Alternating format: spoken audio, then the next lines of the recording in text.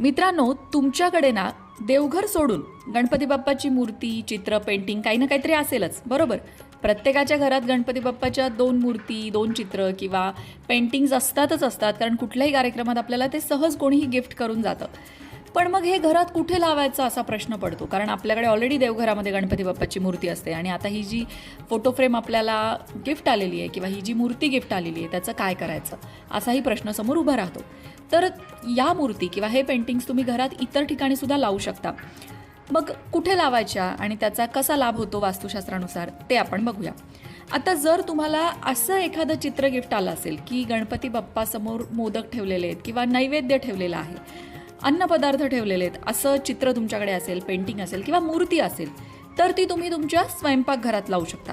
कारण स्वयंपाकघरात यामुळे अन्नपदार्थाचा तुटवडा कधीही भासत नाही. गणपती बाप्पा सुबत्तेचं प्रतीक आहे आणि म्हणून असा फोटो तुम्ही तुमच्या स्वयंपाकघरामध्ये लावू शकता.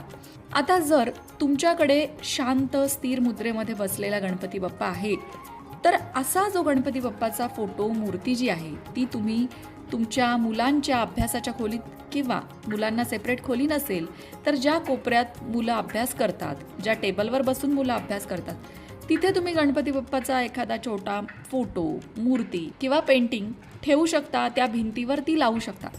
कारण की गणपती बाप्पा बुद्धिदाता आहे. मुलांचं मन एकाग्र होण्यासाठी त्यामुळे मदत होते. वास्तुदोष घरात काही असेल तर तोही नष्ट होतो. त्यामुळे हे भाग्यवर्धक मानलं जातं मुलांसाठी. म्हणून तुम्ही तुमच्या घरात असणारी एक्स्ट्रा जी मूर्ती आहे किंवा एक्स्ट्रा जो फोटो आहे तो मुलांसाठी मुलांच्या रूममध्ये किंवा मुलांच्या टेबलवर, मुलांच्या कप्प्यामध्ये नक्कीच लावू शकता. आणखीन एक जागा गणपती बाप्पाचा फोटो लावण्याची ती म्हणजे आपला हॉलमध्ये तुम्ही गणपती बाप्पाची स्थिर, शांत, आनंदी अशी जी मूर्ती आहे, चित्र आहे, पेंटिंग आहे ते लावू शकता. त्यामुळे घरातलं वातावरण आनंदी होतं, घरात स्थैर्य येतं, शांतता येते. फक्त ती मूर्ती दक्षिण भिंतीवर नाही आहे ना याची खात्री करून घ्यावी. ती प्रतिमा, तो फोटो आपण दक्षिण भिंतीवर नाही लावलाय ना हे बघावं. आता एक थोडासा गोंधळ असा पण असतो की घराचं जे प्रवेशद्वार आहे त्या प्रवेशद्वारावर गणपती बाप्पाचा फोटो लावावा की नाही असं सुद्धा एक चर्चा बघायला मिळते. पण वास्तुशास्त्रामध्ये असं काहीही नाही आहे. तुम्ही गणपती बाप्पाचा जो फोटो आहे, जी प्रतिमा आहे ती तुमच्या प्रवेशद्वारावर लावू शकता. त्यामुळे घरात कुठलीही नकारात्मक शक्ती प्रवेश करत नाही. गणपती बाप्पा मांगल्याचं प्रतीक आहे. आता या बाबतीत अनेक वास्तुतज्ञांची पण वेगवेगळी मतं आहेत.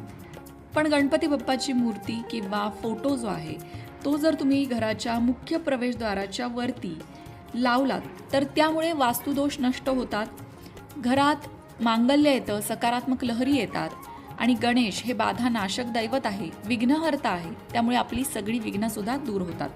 आता जर